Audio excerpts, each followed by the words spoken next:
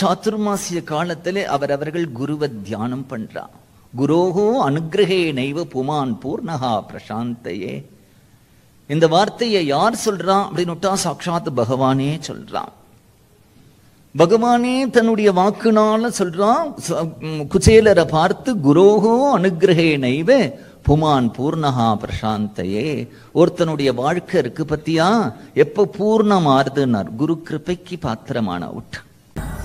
நம்ம சதா குருவை தியானம் பண்ணிட்டு இருந்தா கூட இன்னைக்கு விசேஷமா குருவை தியானம் பண்ணக்கூடிய நாள். அதனால என் குருவை யாரால மறக்க முடியும்? குருவை பிரதமமா இன்றைக்கு முதல் நாள் பார்த்தோமோ அன்றைக்கும் மறக்க முடியாது. அதுல இருந்து நம்முடைய வாழ்க்கை எப்படி மாறித்து, அதுக்கு முன்னாடி நமக்கு எப்படி இருந்தோம்? நமக்கு பாகவதம் தெரியுமா, பஜனை தெரியுமா, நமக்கு நாமா தெரியுமா, மோட்சங்கிற வார்த்தை தெரியுமா, சத்சங்கம் தெரியுமா, குரு சரித்திரம் தெரியுமா, பிரகலாத சரித்திரம் தெரியுமா?